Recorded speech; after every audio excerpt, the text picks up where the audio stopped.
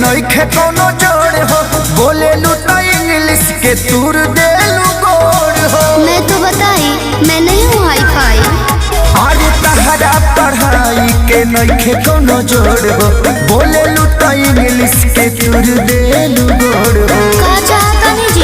ऐसन भाषा से हम पगला गईनी, पगला गईनी। सुनी बेच कावे किताब भोजा खा गईनी। राजा नई हर में राजा नई हर में कोहम चाबा गईनी। राजा नई हर में कोहम चाबा गईनी। अच्छा एगो बात बताओ, तारा संडे मंडे याद बा?